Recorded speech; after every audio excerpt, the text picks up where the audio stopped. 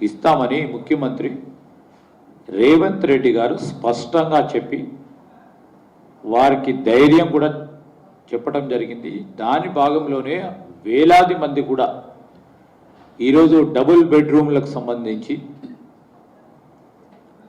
ఒక పకడ్బందీగా జీవితాంతం వారి కన్న కల సొంత ఇల్లు మా పరంగా ఉండాలని ఏదైతే ఆలోచన చేసిండ్రో ధైర్యంగా స్థిరంగా ఆత్మవిశ్వాసంతో ఇది మా ఇల్లు అని చెప్పుకునే విధంగా డబుల్ బెడ్రూమ్ ఇల్లుని ఏర్పాటు చేయడం జరుగుతుందని ముఖ్యమంత్రి గారి ఆలోచన మేరకు ఈరోజు అందరికీ కూడా న్యాయం చేసే ప్రక్రియను మా కాంగ్రెస్ పార్టీ ప్రభుత్వం చేపడుతుందని నేను మొదటగా ఎవరైతే పేదవారు ఉన్నారో బీదవారు ఉన్నారో మరి ప్రత్యేకించి వీరందరినీ కూడా కాపాడే బాధ్యత మాదే.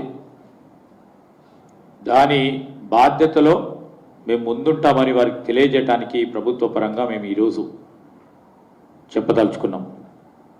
ఈరోజు ఇంద్రమ్మ ఇళ్ళ స్కీమ్ కింద సొంత నివాసాలు లేని వారందరికీ ఇల్లు కట్టిస్తామని ఇది ప్రభుత్వ హామీ. దాని మేరకే ఈరోజు మేము చేస్తూ ఉన్న కార్యక్రమాలు ప్రతి ఒక్కరిని కూడా ఏదైతే పేదవాడికి సంబంధించిన సమస్య ఉందో వారికి సంబంధించిన అంశాలు ఏవైతే ఉందో వారందరినీ కూడా కడుపులో పెట్టుకొని ఈ ప్రభుత్వం వారందరినీ కూడా బిడ్డలా తప్పకుండా చూసుకుంటుందని మేము వారందరికీ కూడా మనవి చేస్తూ ఉన్నాం.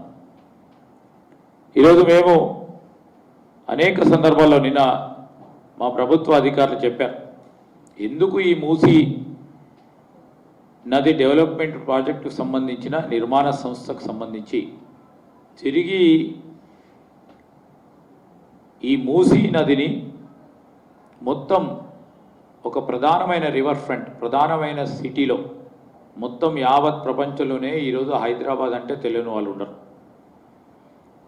ఈ హైదరాబాద్ని ఇంకా మెరుగైన రీతిలో అభివృద్ధి పదంలో నడపాలంటే ఈరోజు మనకున్న ప్రధానమైన అంశం మూసీ నదికి సంబంధించి దాంట్లో మరి నదికి సంబంధించిన ఏదైతే అంశాలు ఉన్నాయో నీటి ప్రవాహం కానీ అక్కడ ఉపాధి కల్పన చేసే ప్రతి ఒక్క అంశం విషయంలో టూరిజమే కానీ ఇండస్ట్రీయే కానీ కమర్షియల్గానే కానీ ఈరోజు మొత్తం యావత్ ఈ గ్రేటర్ హైదరాబాద్కు సంబంధించిన ప్రజానికానికి క్లీన్ ఫ్లోయింగ్ వాటర్ ఇవ్వాలి, స్వచ్ఛమైన నీటిని అందియాలి. దాంట్లో భాగంగానే కొత్త ఎస్టీపీస్ నిర్మాణం చేయాలని కానీ మొన్న బడ్జెట్లో పెట్టిన మరొక అంశం ఆ రోజు గోదావరి నది జలాల నుంచి గ్రేటర్ హైదరాబాద్కు నీటిని అందించిన ఘనత కాంగ్రెస్ పార్టీ ప్రభుత్వాన్ని. మూసీ నది సంబంధించి మరొక అడుగుకు ముందేసి గోదావరి నీటిని దీంట్లో తీసుకురావడం అనేది ఒక ప్రధానమైన అంశంగా ఒక నెట్వర్క్ డెవలప్ చేయాలని దానికి నిధులు కేటాయింపు చేసి అదేవిధంగా మొత్తం ఈస్ట్ వెస్ట్ కారిడార్ నిర్మాణం చేయటం, లింక్ రోడ్లు వేయటం, బ్రిడ్జిలు కట్టడం, రివర్ యాక్సెస్ ఇవ్వటం, ప్రతి ఒక్కరికి కూడా ఈ నీటి ప్రవాహానికి సంబంధించి మొదటగా ట్రాన్స్పోర్టేషన్కు సంబంధించిన బ్రిడ్జెస్ ఏర్పాటు చేస్తే తొందరగా వారి గమ్యస్థానాలకు చేర్చే ఒక ప్రధానమైన అంశంతో కూడుకొని ఈరోజు రేపు జీవనోపాధికి అనేక అవకాశాలు కల్పించే కార్యక్రమంతో పాటు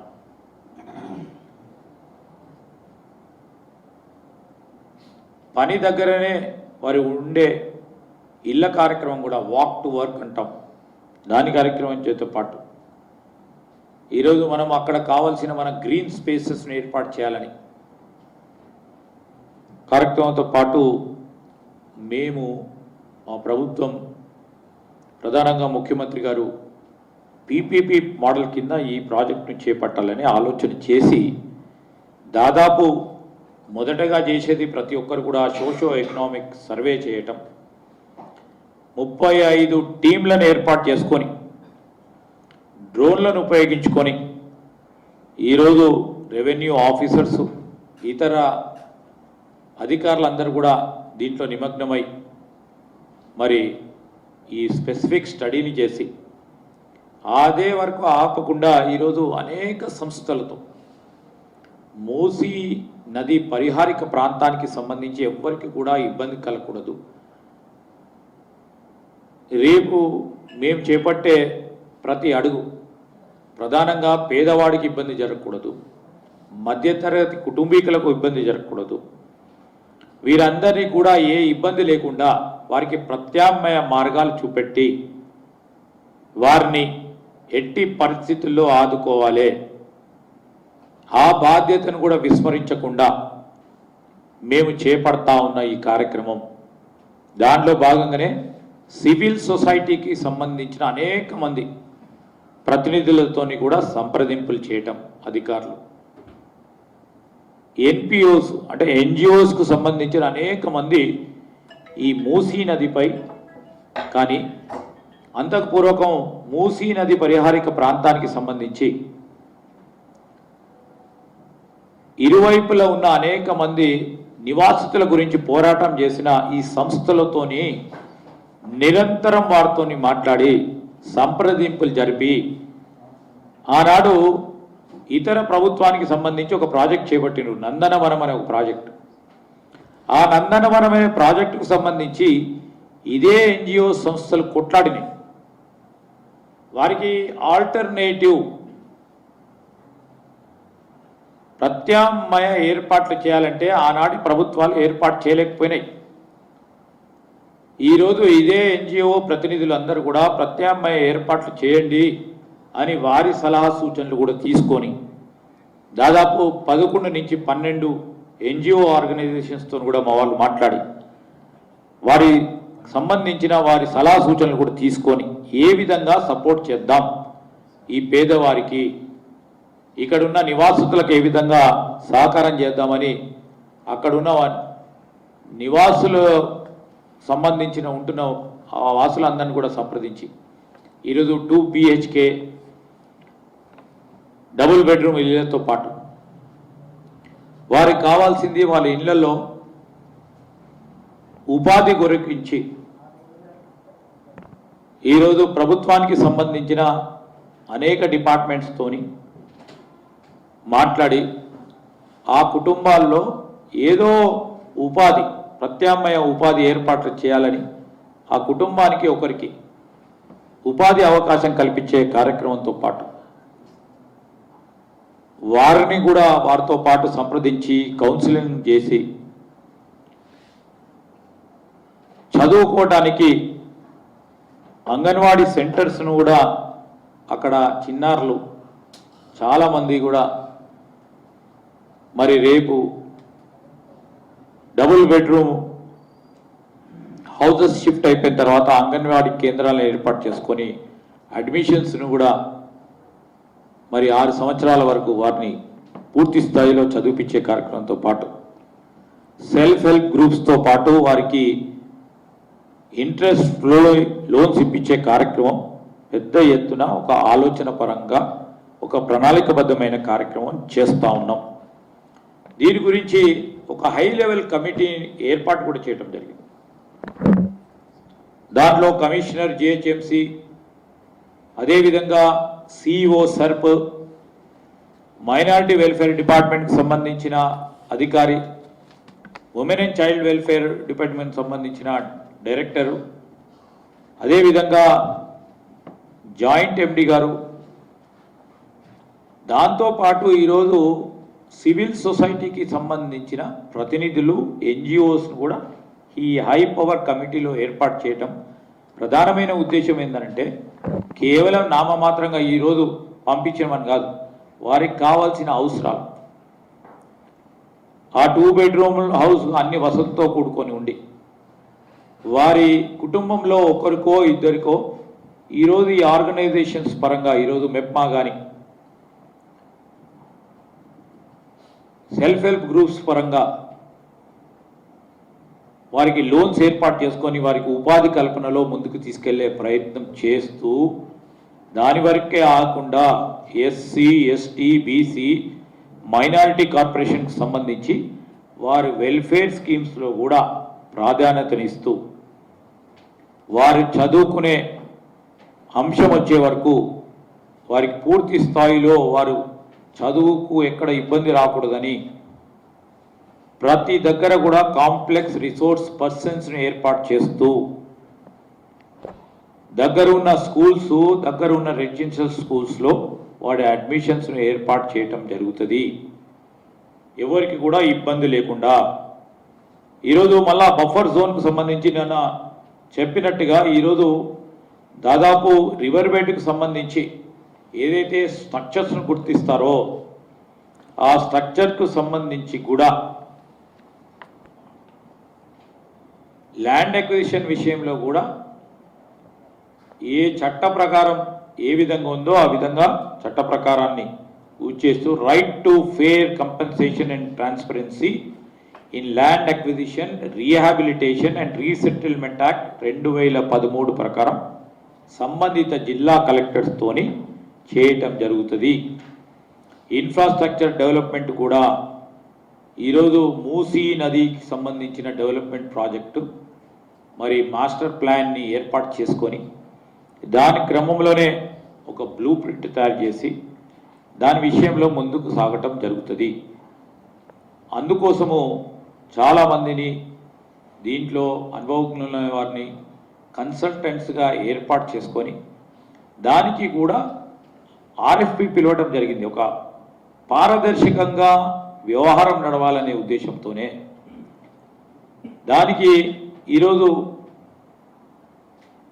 ఎవరికైతే అంతర్జాతీయ స్థాయిలో ఎక్స్పోజర్ ఉంటుందో ఈ మూసీ నదికి సంబంధించి మరి ఆ మూసీ నది ప్రక్షాళన చేస్తూ ఒక అభివృద్ధి కేంద్రంగా ఒక ఎకనామిక్ గ్రోత్ ఇంజన్గా ఇంకో పక్షాన యావత్ గ్రేటర్ హైదరాబాద్కు సంబంధించి కానీ అక్కడి నుంచి వికారాబాద్ నుంచి మొదలుకొని నల్గొండ జిల్లా వాసులకు అందరికీ ఈరోజు క్లీన్ వాటర్ శుద్ధమైన నీరు ప్రవహించే విధంగా ఏర్పాట్లు చేయడానికి ఒక కార్యాచరణ తీసుకెళ్తా ఉంటే దీన్ని ఏ విధంగా అడ్డుకోవాలి అనే యోచనతో ప్రత్యేకించి టీఆర్ఎస్కు సంబంధించిన కొంతమంది పెద్దలు దాన్ని అవకాశంగా ఉపయోగించుకొని ఎక్కడైనా చిన్న పొరపాటు ఎక్కడైనా జరిగితే దాన్ని భూతద్దంలో పెట్టి చూపెట్టే ప్రయత్నం చేస్తూ ఉన్నారు.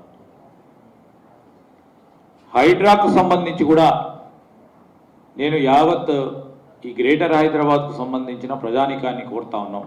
ప్రభుత్వం తరఫున పేదవారికి ఎక్కడ ఇబ్బంది కలగకుండా చూస్తాం.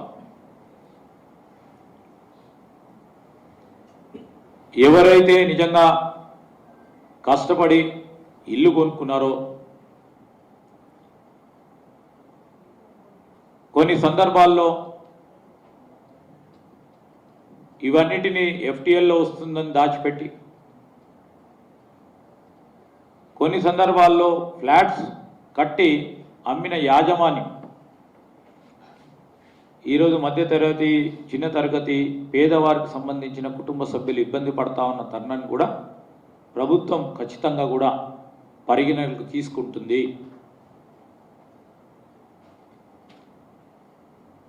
ఎక్కడైతే రిజిస్ట్రేషన్స్ జరిగినాయో మున్సిపాలిటీ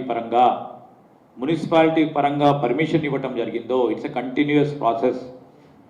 తప్పు ఒప్పులను సమీక్షించుకొని పేదవారిపై బాధపడకుండా చూస్తాం. సంస్థకు సంబంధించి తెలిసి ఇచ్చిండ్రా తెలియకుండా ఇచ్చిండ్రా ఏ విధమైన పొరపాట్లు జరిగినాయి ఆ పొరపాట్లకు కారణం ఏందని ఆ అధికారులు ఎవరని అధికారులపైన ఒత్తిడి ఎవరు తీసుకొచ్చిండ్రు వారి కారకులు కారణమేమైందని తప్పకుండా ప్రక్షాళన చేస్తాం. అదంతా కానీ ప్రజలపై ఆ అధికారులు కానీ లేకుంటే బడా సంస్థలు చేసిన పొరపాట్లు వీరిపై రుద్దే ప్రయత్నం చేయదు ఈ ప్రభుత్వం అని నేను ప్రత్యేకంగా ఈ సందర్భంలో తెలియజేస్తా ఉన్నాం. ఈరోజు నిన్నటి నుంచి చూస్తూ ఉన్నాం, 2-3 చిన్న అంశాలను పెట్టుకొని తప్పకుండా చెప్తా ఉన్నాం. ఎవ్వరు కూడా ఆందోళన పడొద్దని చెప్తా ఉన్నాం. ఇప్పటికీ ఆందోళన పడి ఇబ్బంది పడకూడదు. ఎవరికైతే అనుమానాలు ఉంటాయో ఆ అనుమానాలు కానీ లేకుంటే ఎవరికైతే కొన్ని సందర్భాల్లో కొన్ని అంశాలు ప్రభుత్వ దృష్టికి తీసుకురావాలని అనుకుంటారో ఈ గ్రేటర్ హైదరాబాద్కు సంబంధించి ఒక ప్రక్కన హైడ్రా, ఇంకో పక్కన మూసీ నదికి సంబంధించి కూడా ఏ జిల్లాలు ఉన్నాయో ఆ జిల్లాలో హెల్ప్ డెస్క్ను క్రియేట్ చేస్తాం. జిల్లా కలెక్టర్లే పూర్తి స్థాయిలో పర్యవేక్షణ చేస్తారు. ఉదాహరణకు ఒకసారి అనుమానం రావచ్చు, ఇప్పుడు జరుగుతూ ఉన్న సందర్భంలో మా ఇల్లు పోతుందో, మాకు ఇంతకుముందు ఒక పర్మిషన్ ఇచ్చారు, పర్మిషన్ పరంగా ఇబ్బందులు వస్తాయని అనుమానం ఉంటే ఈ విధంగా వస్తాయని మీకేదైనా అనుమానం ఉంటే హెల్ప్ డెస్క్ క్రియేట్ చేసి తప్పకుండా మీకు న్యాయం చేసే ప్రయత్న భాగంలోనే అన్ని కలెక్టరేట్స్లో హెల్ప్ డెస్క్ని క్రియేట్ చేస్తాం.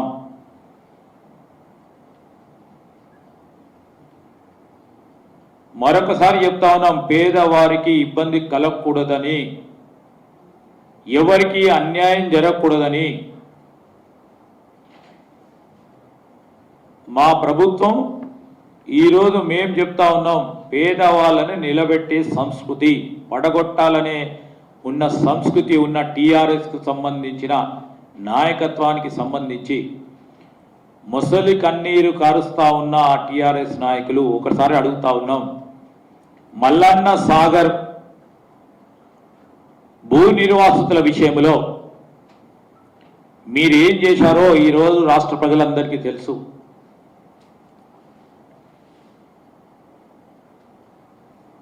అక్కడ చితి పెట్టుకొని ఒక రైతు సోదరుడు మల్లారెడ్డి ఆహుతి అయితే ఆ రోజు మీ పక్షాన, మీ ప్రభుత్వ పక్షాన మీ బాధ్యత లేకుండా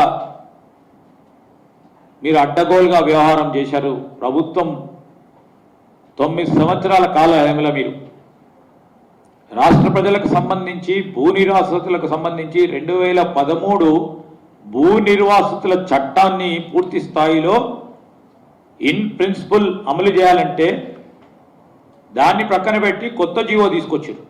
అవునా కాదా ఒకసారి మీరు ప్రజలందరూ కూడా గమనించాలి.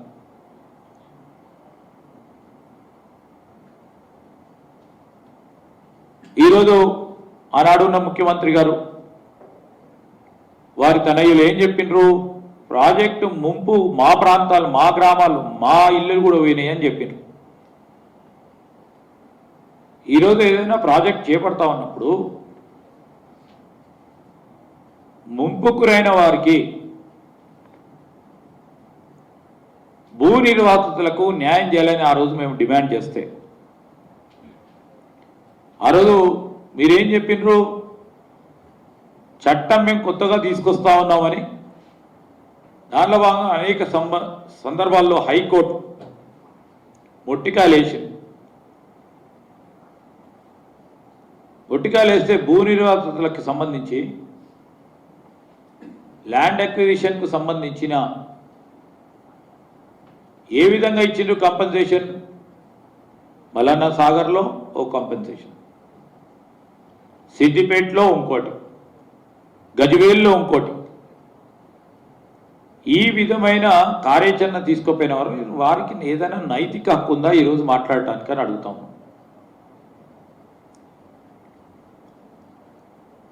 మా ప్రభుత్వానికి సంబంధించి పారదర్శకంగా ఉండాలి. ఎక్కడైనా ఏదైనా అంశాలు వస్తే మా దృష్టికి వస్తే దాన్ని సవరణ చేసుకొని ప్రజాస్వామికమైన పద్ధతిలో ముందుకు తీసుకెళ్లే ప్రయత్నం చేయాలని ఆలోచన చేస్తుంది మా ప్రభుత్వం. ఆ క్రమంలోనే